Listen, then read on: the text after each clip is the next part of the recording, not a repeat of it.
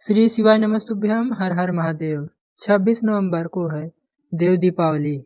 इसकी जानकारी गुरुजी पंडित प्रदीप मिश्रा जी ने देव दीपावली शिव महापुराण कथा जो कि नासिक में चल रही है उसमें बताया। गुरुजी ने बताया 25 नवंबर को यह कथा पूर्ण होगी और 26 नवंबर को है देव दीपावली का पर्व मनाया जाएगा। देव दीपावली का पर्व कार्तिक माह की पूर्णिमा तिथि को मनाया जाता है और कार्तिक माह की पूर्णिमा तिथि 26 नवंबर से शुरुआत हो रही है। कितने बजे से शुरुआत हो रही है पहले आप वह समझ लीजिए। 26 नवंबर को दोपहर के 3:52 से कार्तिक माह की पूर्णिमा मतलब देव दीपावली का पर्व शुरू हो रहा है और अगले दिन यानी कि 27 नवंबर को दोपहर के 2:45 में इसका अंत होगा, समाप्त होगा। अगर आपको पूर्णिमा का उपवास रखना है, व्रत रखना है तो आप 27 नवंबर को करेंगे और आपको गुरुजी पंडित प्रदीप जी मिश्रा के बताए देव दीपावली के जो उपाय है, जो रात्रि के उपाय हैं, वे आपको 26 नवंबर को ही करना है और जो दिन वाले उपाय है उन्हें आपको 27 नवंबर की सुबह करना है। कौन से उपाय आपको 27 नवंबर की सुबह करना है, कौन से आपको 26 नवंबर को देव दीपावली की रात्रि को करना है, उसी की जानकारी आपको इस वीडियो के माध्यम से प्राप्त होने वाली है। गुरुजी ने देव दीपावली में करने के लिए 5 बिल्कुल नए उपायों की जानकारी दी है। सभी उपाय नए और उपयोगी हैं और सभी के लिए है। उपाय कैसे करना है उसके लिए आप वीडियो के अंत तक देखें और हम सरल और आसान भाषा में उपाय को समझाने का प्रयास करेंगे ताकि यह उपाय आप देव दीपावली के दिन करके अधिक से अधिक लाभ प्राप्त कर सकें। तो सबसे पहले हम आपको वे उपाय बता देते हैं जो कि आपको 26 नवंबर को 3:52 की जो तिथि है उसके बाद आप इस उपाय को कर सकते हैं। नासिक में चल रही शिव महापुराण की कथा जो कि देव दीपावली शिव महापुराण की कथा के चौथे दिन की कथा में गुरुजी ने बिल्कुल नए उपाय की जानकारी देते हुए देव दीपावली में 5 दीपक प्रज्वलित करने को कहा है। गुरुजी ने कहा है जिसके घर में इस प्रकार से 5 दीपक प्रज्वलित किए जाते हैं उसके घर में इस दिन माँ लक्ष्मी का प्रवेश होता है। माँ लक्ष्मी प्रवेश कर जाती हैं और वर्ष भर में उसके घर पर रहती है, छोड़कर नहीं जाती। तो यह धन प्राप्ति और कर्जा मुक्ति का काफी अच्छा उपाय है। अगर आपके घर में आर्थिक स्थिति कमजोर है, पैसों की तंगी है तो यह विशेष उपाय आपको 26 नवंबर को करना है। अब 5 दीपक आपको कहाँ कहाँ प्रज्वलित करना है वह आप भी समझ लीजिए। एक दीपक आपको कोई वृक्ष के नीचे लगाना है। अब कोई वृक्ष पीपल का भी हो सकता है, बरगद का भी हो सकता है, वट वृक्ष भी हो सकता है, आंवले का वृक्ष भी हो सकता है और बेलपत्र का भी वृक्ष हो सकता है। पर 26 नवंबर को रविवार का दिन है, ऐसे में आप रविवार के दिन पीपल के वृक्ष के नीचे ना जाए तो आप आंवला या बेलपत्र का वृक्ष का चयन कर सकते हैं और इसमें से कोई भी एक वृक्ष के नीचे आप एक घी का दीपक प्रज्वलित कर सकते हैं। इसमें आप लंबी बाती का प्रयोग कीजिएगा। दूसरा दीपक आप कोई तालाब, कुआं, बावड़ी या कोई नदी के तट पर प्रज्वलित कर सकते हैं। कार्तिक पूर्णिमा के नदी के तट पर दीपक प्रज्वलित करने से बहुत महत्व है। इसमें भी आप लंबी बाती का प्रयोग कर सकते हैं और ऐसा कुछ नहीं है कि आप किसी विशेष क्रम पर 5 दीपक प्रज्वलित करना है।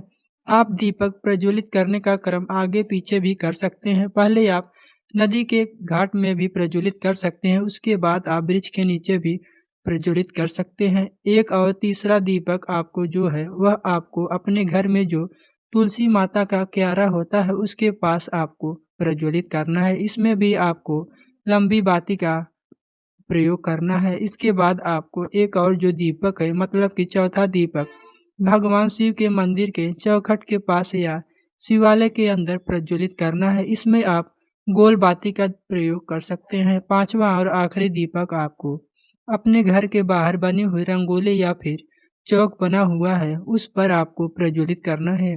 बस इतना ही करना है। आप जो अन्य दीपक प्रज्वलित कर सकते हैं वह तो कर ही सकते हैं, पर इन 5 जगहों पर आपको दीपक निश्चित रूप से प्रज्वलित करना है। गुरुजी ने कहा है कि जिसके घर में इस प्रकार से 5 दीपक लगाए जाते हैं, लक्ष्मी जी उनके घर में प्रवेश देव दीपावली के दिन करते हैं और वर्ष भर बाहर नहीं जाते। गुरुजी ने बताया कि देव दीपावली में माँ लक्ष्मी का प्रभाव दीपावली से ज्यादा अधिक होता है। देव दीपावली का बहुत महत्व है, तो यह विशेष उपाय आप 26 नवंबर को शाम को कर सकते हैं। बढ़ते हैं अगले विशेष उपाय की ओर।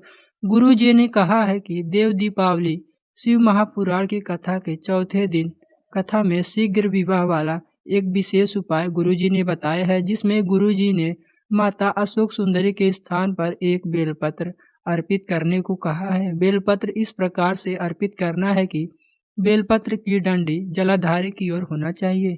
इस प्रकार से बेलपत्र को आपको शिवलिंग पर माता अशोक सुंदरी के स्थान पर अर्पित करना है। बस इतना ही करना होता है।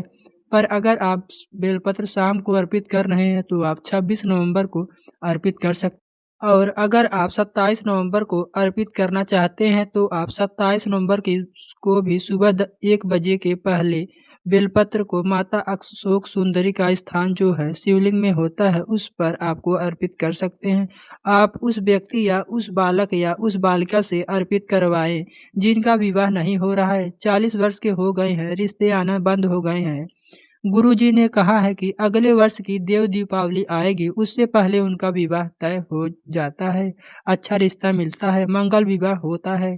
यह विशेष उपाय आपको देव दीपावली के दिन करके आप अधिक से अधिक लाभ प्राप्त कीजिएगा। बढ़ते हैं देव दीपावली के दिन किए जाने वाले तीसरे विशेष उपाय की ओर। अगर आप देव दीपावली में माता लक्ष्मी और भोलेनाथ को शहद का भोग लगाते हैं तो आपके घर में जितना ही धन की तंगी चल रही हो, आर्थिक स्थिति कमजोर चल रही हो, कर्जा बढ़ रहा हो, इन सभी समस्याओं से आपको मुक्ति प्राप्त होती है और आपके घर में माँ लक्ष्मी की विशेष कृपा प्राप्त होती है। अब माता लक्ष्मी को और भोलेनाथ को आपको शहद का भोग लगाना है। किस प्रकार वह भी गुरु जी ने बताया है। गुरु जी ने कहा, आप माता लक्ष्मी को एक पान का पत्ता ले, उसमें एक शहद की बिंदी लगा दे या फिर उसमें आप एक शहद लगा दे और उससे माता लक्ष्मी को उन्हें अर्पित कर दे। और आपके घर में जो माता लक्ष्मी की प्रतिमा है, फोटो है, आप उसमें भी अर्पित कर सकते हैं। और भोलेनाथ को अर्पित करने का तरीका गुरुजी ने बताया कि आप भोलेनाथ को कोई पुष्प पर या फिर किसी पत्ते पर शहद लगाकर उस पत्ते या पुष्प को शिवलिंग पर अर्पित कर सकते हैं। आप बेलपत्र में शहद लगाते हुए भी उस बेलपत्र को शिवलिंग पर अर्पित कर सकते हैं। बस इस प्रकार से देव दीपावली के दिन भोलेनाथ और माता लक्ष्मी को शहद अर्पित करने से आपके घर में धन संबंधी परेशानियां दूर होती हैं, आपकी आर्थिक स्थिति मजबूत होती है। यह विशेष उपाय भी अगर आप 26 नवंबर को करना चाहते हैं तो आप शाम के समय कर सकते हैं, और अगर आप 27 नवंबर को करना चाहते हैं तो आप 27 नवंबर को सुबह 1 या 2 बजे के पहले यह उपाय कर लीजिएगा। बढ़ते हैं 27 नवंबर को देव दीपावली के अवसर में किए जाने वाले सबसे विशेष और बिल्कुल नए उपाय की ओर। पर यह उपाय आपको 27 नवंबर को ही करना है, क्योंकि गुरु जी ने यह उपाय देव दीपावली की सुबह को करने को कहा है। यह उपाय काफ़ी सरल और आसान है, किस प्रकार से करना है वह भी आपको बताते हैं। पर आपको यह उपाय 26 नवंबर को इसलिए नहीं करना है क्योंकि 26 नवंबर को दोपहर के 3:52 से ही कार्तिक पूर्णिमा तिथि की शुरुआत हो रही है और अगले दिन यानी 27 नवंबर को 2:40 तक रहने वाली है। तो यह उपाय आपको 27 नवंबर को के पहले यह उपाय जरूर कर लीजिएगा। अब उपाय किस प्रकार से करना है, उससे क्या लाभ होता है वह भी समझ लीजिए। गुरुजी ने कहा है कि देव दीपावली का दिन जो होता है उस दिन आपको सब पुष्प ले लेना है। वह 7 पुष्प लेना है जो आपको भोलेनाथ को अर्पित कर सकते हैं। 7 पुष्प आप कोई भी ले सकते हैं। 7 पुष्प लेने के बाद आपको इन 7 पुष्प को एक कटोरी में रख लेना है और एक कटोरी आपको अपने घर में जहाँ पर आप पानी का पात्र रखते हैं, मटका रखते हैं, पानी का रखते हैं, जहाँ पर भी आप अपने घर में पानी रखते हैं किचन में, वहाँ पर इस कटोरी को जिसमें 7 पुष्प है उसे वहाँ पर रख देना है। 7 पुष्प रखने के बाद आपको सुबह के समय ही यह उपाय करना है। इस बात का ध्यान रखना कि आप सुबह 9 बजे के बाद या 10 बजे के बाद यह उपाय कर सकते हैं। सुबह के समय ही आप इस उपाय को करें। कटोरी में आपने जहाँ एक पुष्प रखा उसके पास ही आपको 7 घी के दीपक प्रज्वलित कर देना है। वहीं कटोरी के पास जहाँ पानी के परिंदे हैं वहीं पर आपको 7 जो दीपक है वहाँ आपको प्रज्वलित करना है। इन दीपक में आपको लंबी बाती का प्रयोग कर सकते हैं। इसके बाद जब 7 दीपक ठंडे हो जाएं, लगभग 1 से 1.5 घंटे में सभी दीपक ठंडे हो जाएंगे। इसके बाद आपको सातों पुष्प को लेकर आपको शिवालय पहुंच जाना है। गुरुजी ने अन्य स्थानों का भी जानकारी दी है, वह भी हम आपको बता देते हैं। गुरुजी ने कहा है कि अगर आपके आसपास शिवालय नहीं है तो आप इन जगहों पर भी जा सकते हैं। आप या तो शिवालय जा सकते हैं या फिर आप भोलेनाथ के मंदिर के दरवाजे में भी इन पुष्पों को अर्पित कर सकते हैं, या फिर आपके घर के नज़दीक में कोई वृक्ष हो, जैसे बेलपत्र का वृक्ष हो, आंवले का वृक्ष हो, वहाँ पर आप अर्पित कर सकते हैं। यदि यह भी नहीं है तो आप किसी पवित्र नदी के तट पर अर्पित कर सकते हैं। यह भी नहीं है तो पीपल के वृक्ष के नीचे आप अर्पित कर सकते हैं, या फिर आंवले के वृक्ष के नीचे भी अर्पित कर सकते हैं। बस अर्पित करते समय आपको शिवलिंग पर या जहाँ भी आप अर्पित कर रहे हैं, लक्ष्मी प्राप्ति की कामना करते हुए आपको अर्पित करना है। अर्पित करने के बाद एक पुष्प आपको वापस महादेव से कुबेर भंडारी का भंडार भरने के लिए निवेदन करते हुए, प्रार्थना करते हुए वापस ले आना है। एक पुष्प जो आपने प्राप्त किया है उसे आपको लेकर अपने घर आ जाना है, और घर आने पर आपको उसे कोई भी पुस्तिका, जो भगवान की पुस्तिका होती है, चालीसा होती है, जो भी पुस्तिका, पुराण या चालीसा आपके पास है, उसमें आपको उस पुष्प को रख देना है। बस इतना ही करना है।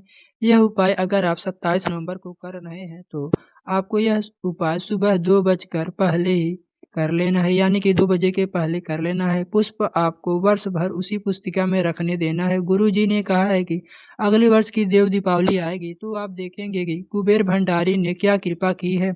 आपको स्वयं अंतर देखने को मिलेगा। पुष्प आप अपनी कोई भी पुस्तिका में रखे रहें तो इस बात का ध्यान रखें कि वह पुष्प नीचे ना गिरे।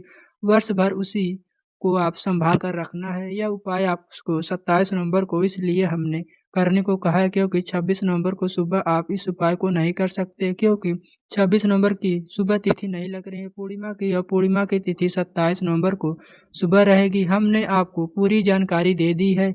उपाय को कब और कैसे करना है, इस वीडियो में बताए गए उपाय से संबंधित कोई अभी भी प्रश्न आपके मन में है तो वह आप कमेंट बॉक्स में के जरिए पूछ सकते हैं। मेरे द्वारा दी गई जानकारी अगर आपको थोड़ा सा भी उपयोगी लगा हो तो कमेंट में हर हर महादेव लिखकर वीडियो को लाइक करना ना भूलें।